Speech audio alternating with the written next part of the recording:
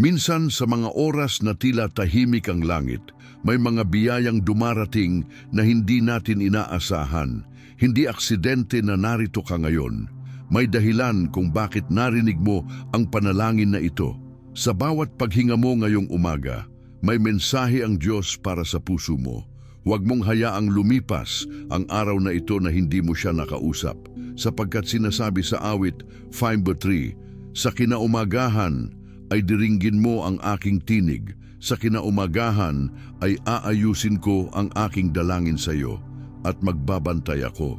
Na lumapit ka dahil may ipagkakaloob siya na higit pa sa inaasahan mo.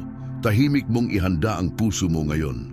Alam mo ba na sa bawat paggising mo sa umaga, may bagong simula na ibinibigay ang Diyos? Hindi mo man ito agad nakikita, pero sa likod ng katahimikan, gumagalaw ang kamay niya. Hindi ka nakakalimutan.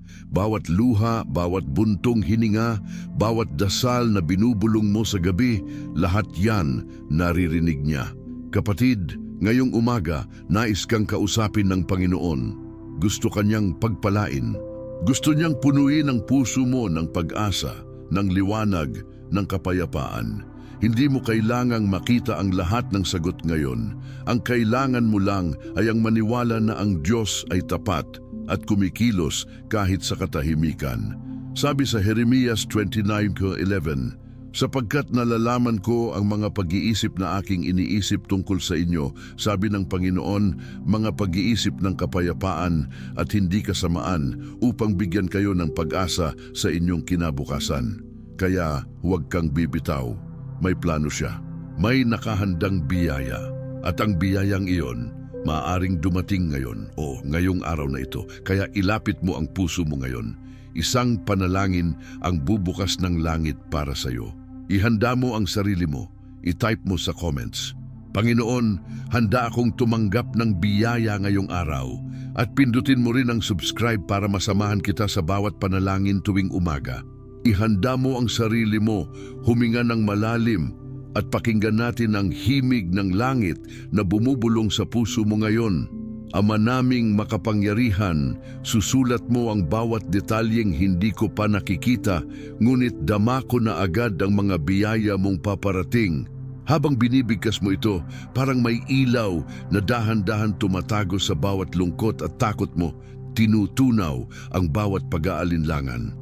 Nariyan ang tinig ng kalangitan na sumasayaw sa loob mo.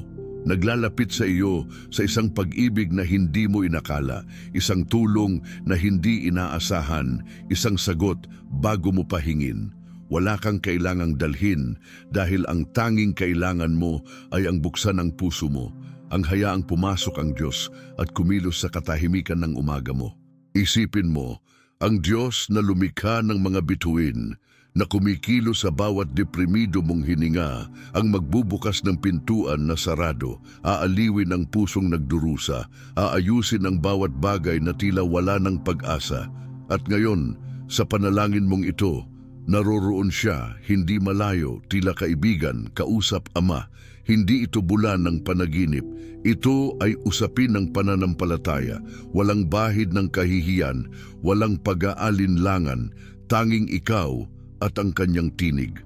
Kaya muli nating pagbigkasin, Panginoong Jesus, marinig mo ang aming puso. Hayaang ang bawat salita na lumuwal ay maging tulay ng karunungan at biyaya. Ikaw ang aking gabay, aking pag-asa. Pinaniniwalaan ko na ikaw ay kumikilos ngayon. Habang binubuo mo ito, sa salitang iyong sinasabi, ramdam mo ang bawat pag-ikot ng isip mo ay naglalaho. Parang may mainit na kamay na hinahaplos ang pagod mong kaluluwa. Magsalita ka at maniwala ka. Ikaw ang ipinangako mo.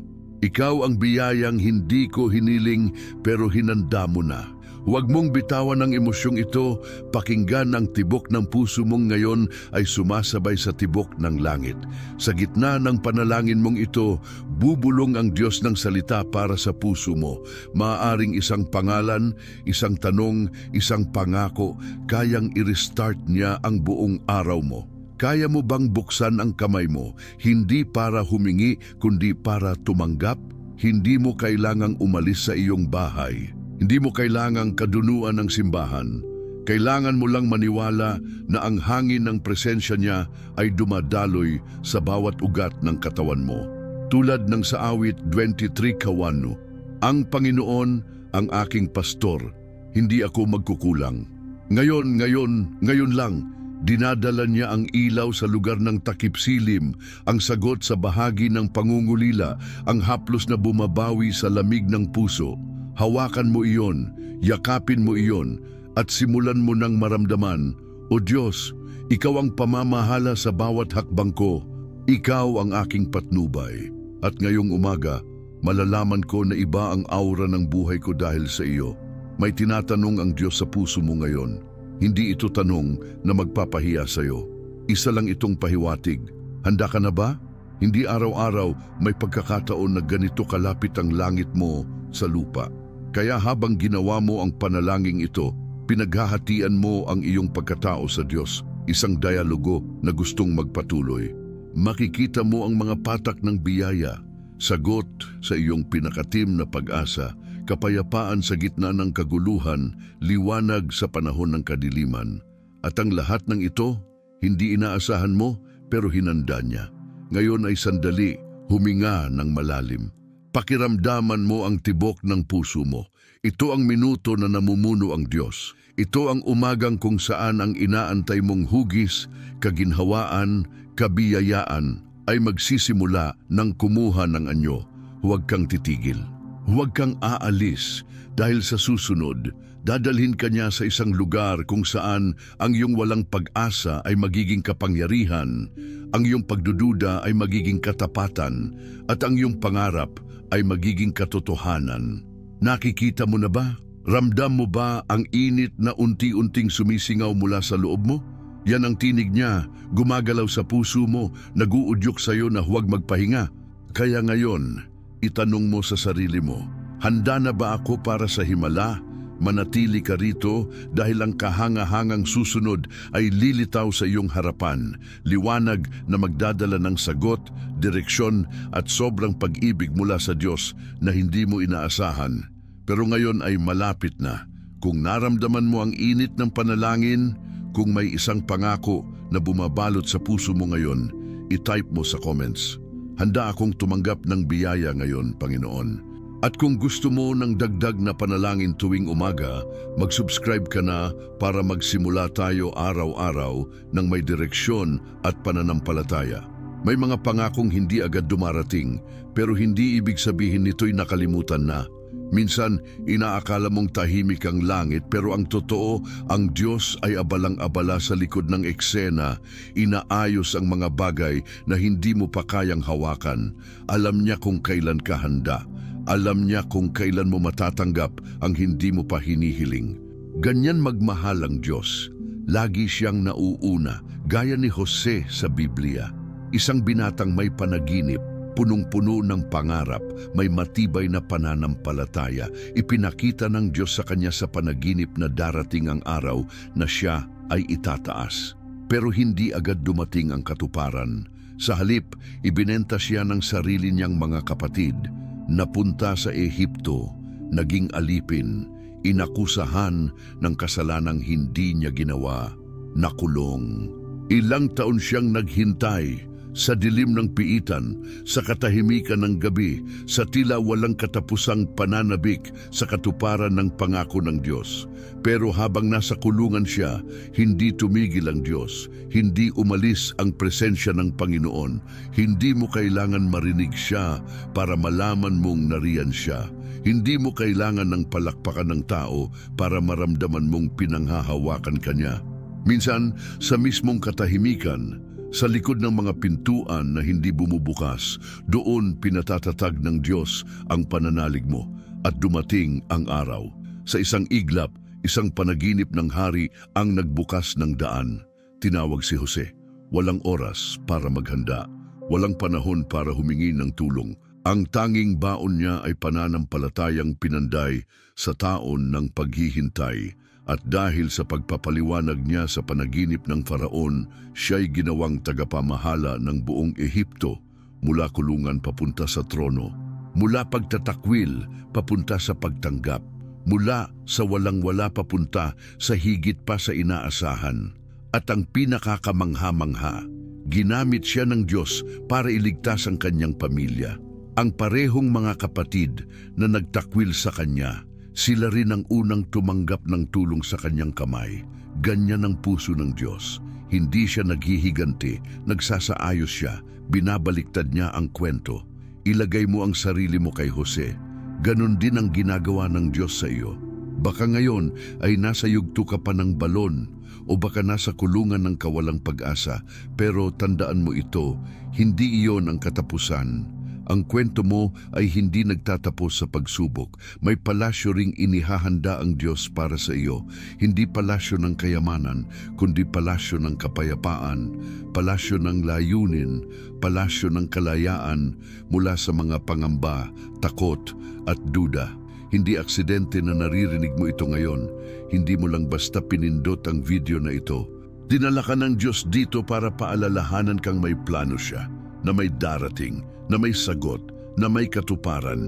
At ang kailangan mo lang gawin ay patuloy na maniwala, patuloy na magdasal, patuloy na maghintay. Tulad ni Jose, sa katahimikan ng gabi, maririnig mo ang mahina, ngunit makapangyarihang tinig ng Diyos. Anak, malapit na. Sinasabi sa Roma 8:28. At nalalaman natin na ang lahat ng mga bagay ay gumagawa ng magkasama sa ikabubuti ng mga umiibig sa Diyos, sa kanila na tinawag ayon sa kaniyang layunin. Lahat, kahit sakit, kahit paghihintay, kahit kabiguan, ginagawa niyang bahagi ng plano. Ginagawa niyang tulay papunta sa mas mataas na lugar.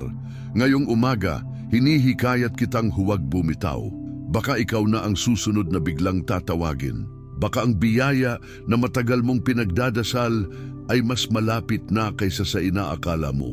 Baka ang hinihintay mong sagot ay nasa mismong panalangin na binigkas mo kanina.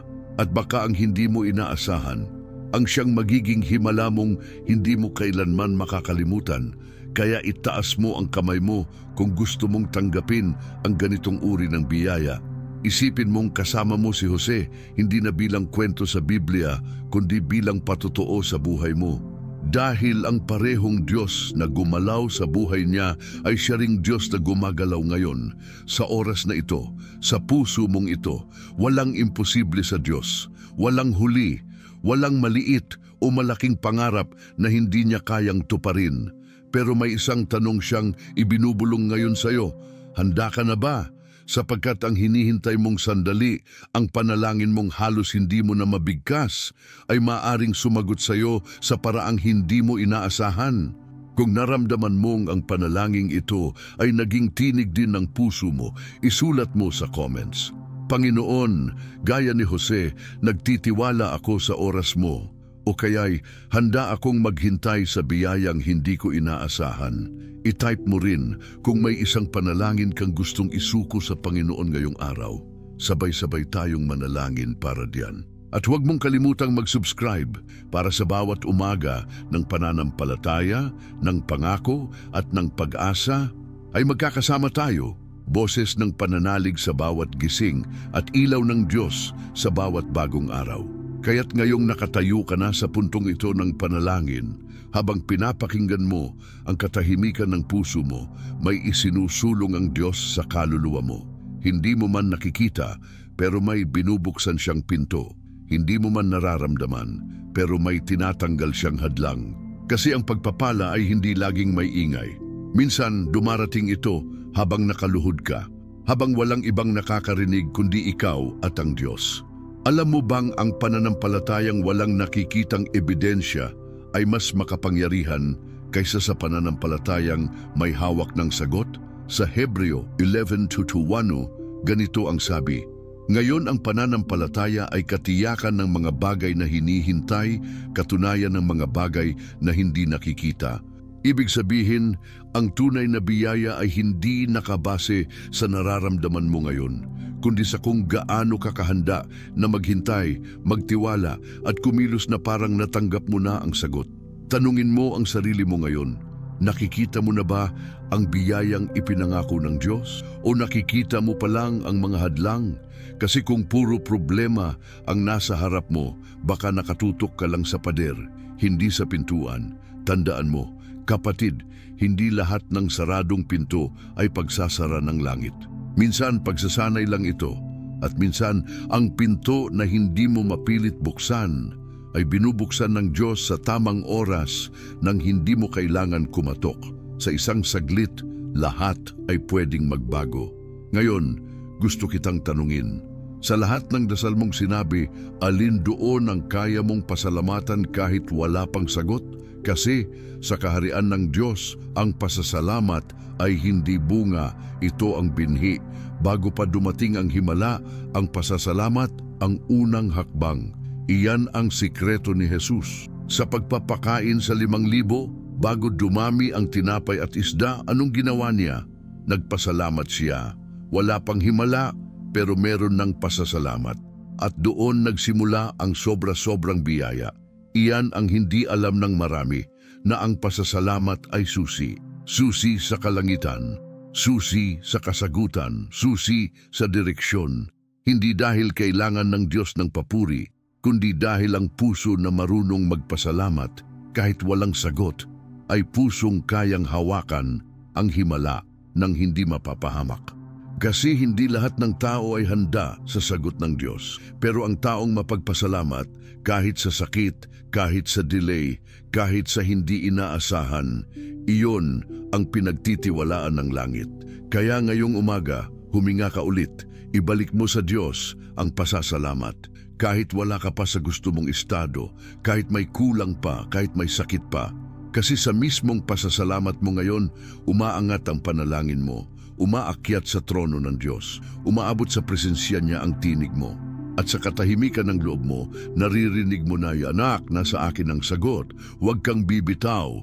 Hindi aksidente na ito ang naririnig mo.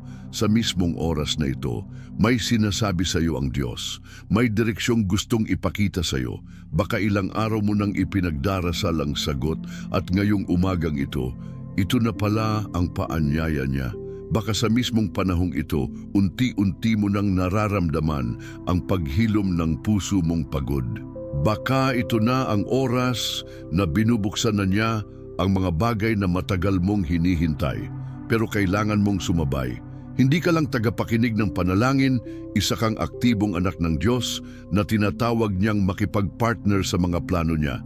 Kaya simulan mo sa simpleng kilos. Ngayon, magpasalamat hindi lang para sa kung anong meron ka, kundi para sa kung anong paparating, para sa biyayang hindi mo hinihingi pero ibibigay, para sa himalang hindi mo pa nakikita pero pinaniniwalaan mo na.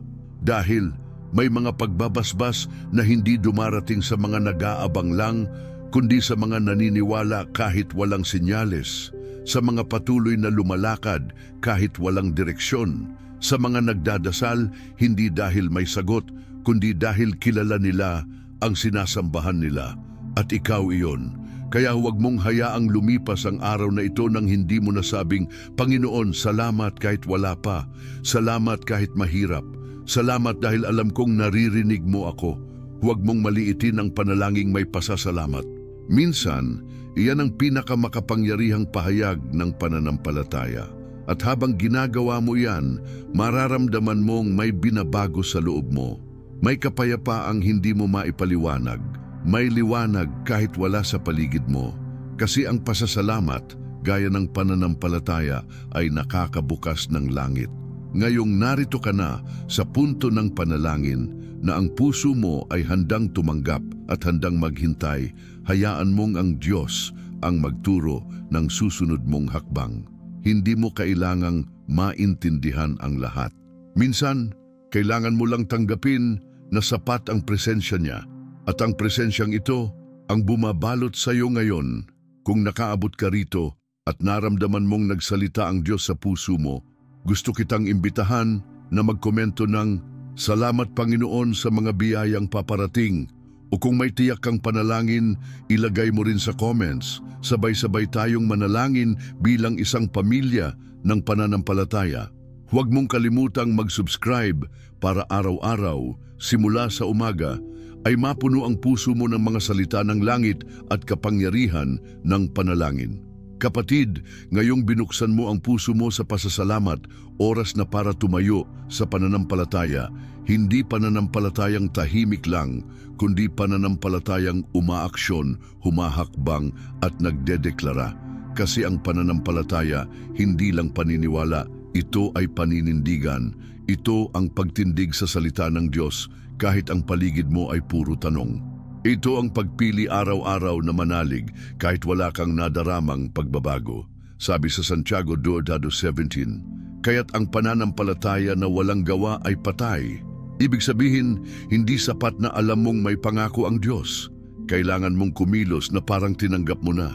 Kailangan ang kilos mo, ang salita mo, at ang desisyon mo ay naaayon sa pananalig mo.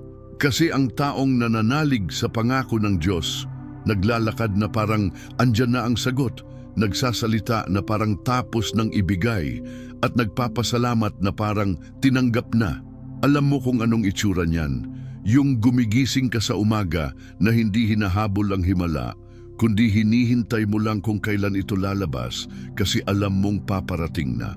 Yung kahit wala ka pang sagot sa panalangin mo, nagpapakabuti ka pa rin, tumutulong ka pa rin sa iba, nagsisilbi ka pa rin, kasi alam mong ang Diyos tapat at hindi kailanman nakakalimot. At kung sa puso mo ngayon ay may takot, may pangamba, may duda, hindi kita sinisisi, natural lang na manghina. Pero gusto kong ipaalala sa iyo, hindi mo kailangang perpekto ang pananampalataya mo para tanggapin ng Diyos. Ang kailangan lang niya ay ang puso mong handang maniwala ulit, kahit paunti-unti, kahit paulit-ulit. Kasi minsan, ang tunay na pananampalataya ay yung kahit ilang beses kang nasaktan, pinili mong manalig muli. Alam mo ba kung kailan bumibilis ang kilos ng Diyos? Kapag nagsisimula kang magsalita ng salita niya, kapag sinasalita mo ang mga pangako kahit hindi mo pa nakikita. Halimbawa, kapag sinabi mong, ako'y pinagpapala ng Diyos kahit wala ka pang sweldo. O kapag sinabi mong, may plano ang Diyos para sa pamilya ko kahit nagkakagulo kayo sa loob ng bahay. Iyan ang kapangyarihan ng deklarasyon. Sa Kawikaan 18:21, sabi roon, sa dila ay may kapangyarihan ng buhay at kamatayan. Kaya't kung ang salita mo ay salitang puno ng pananampalataya, nagbubukas ka ng daan para ang langit ay kumilos.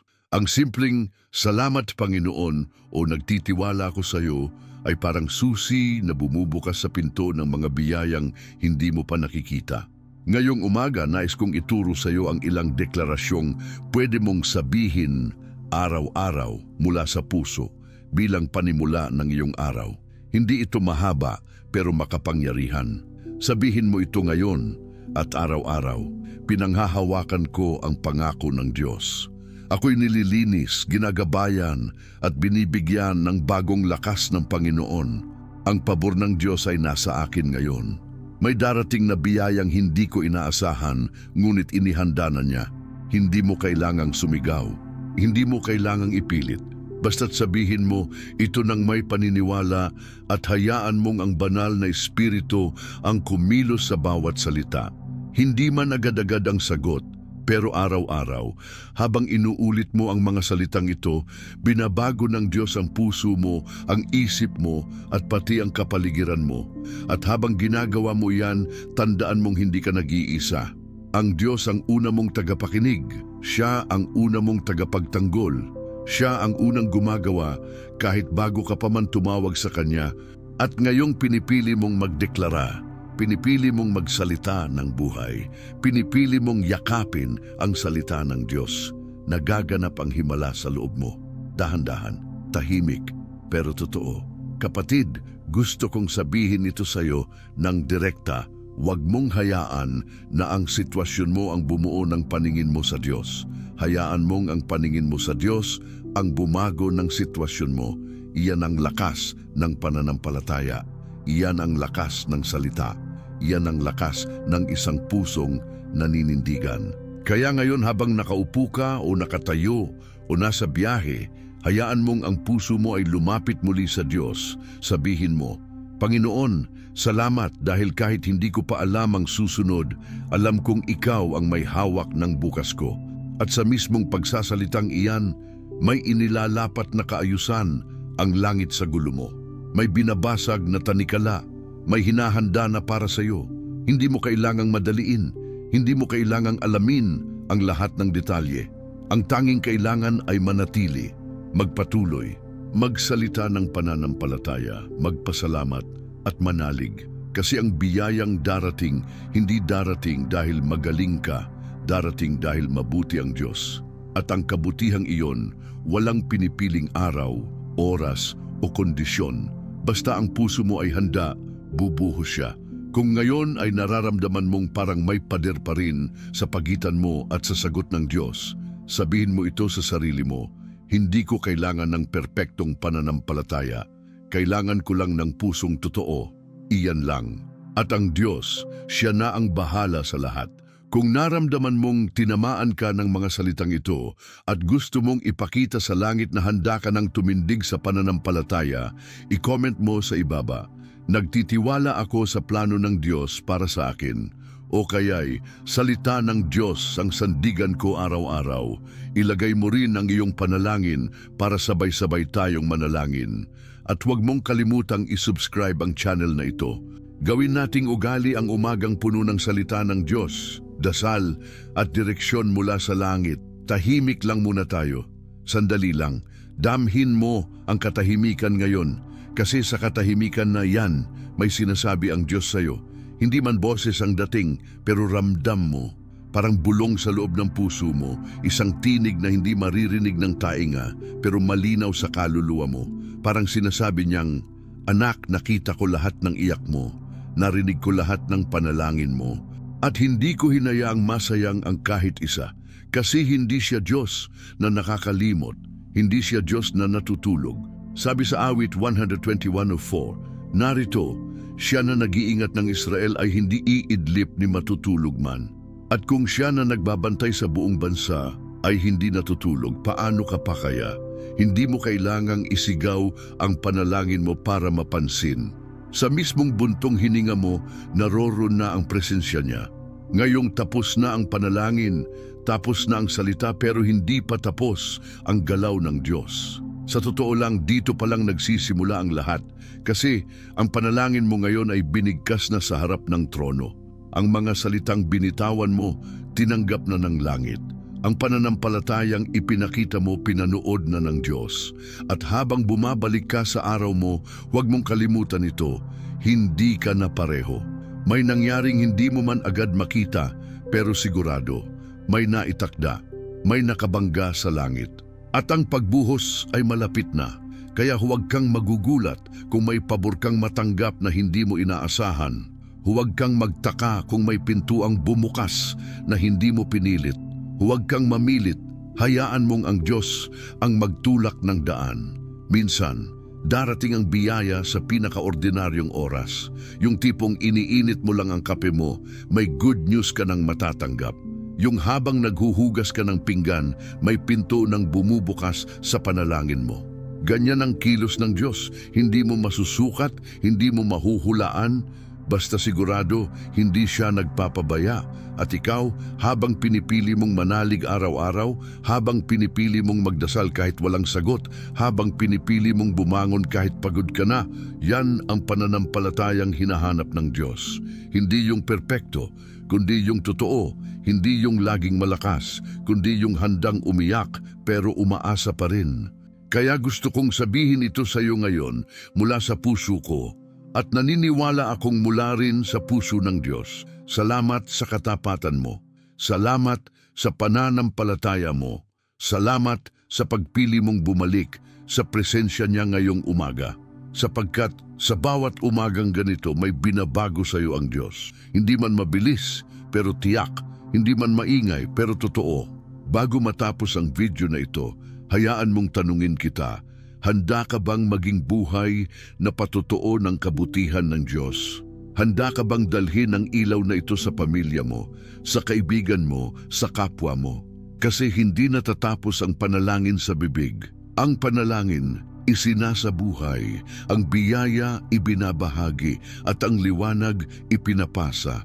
Kung naramdaman mong may kapayapaang bumalot sa iyo habang nakikinig, i-comment mo sa baba, Panginoon, Ikaw ang gabay at biyaya ko. O kaya'y salamat sa pabor mong hindi inaasahan. I-type mo ang alinman sa dalawang iyon o kahit ang sarili mong panalangin para sama-sama tayong magkaisa sa pananampalataya. At kung gusto mong magsimula ng bawat araw ng may panalangin, may direksyon at may kapayapaan, pindutin mo ang subscribe. I-activate mo rin ang notification bell para hindi ka mahuli sa bawat bagong panalangin na ibinubukas ng langit para sa iyo. At ngayon, may isa pang panalangin na inaasahan ka ng Diyos na mapakinggan. Pindutin mo ang video na lumilitaw dito sa screen. Panibagong salita, panibagong umaga, at panibagong biyayang handog ng Panginoon para sa iyo.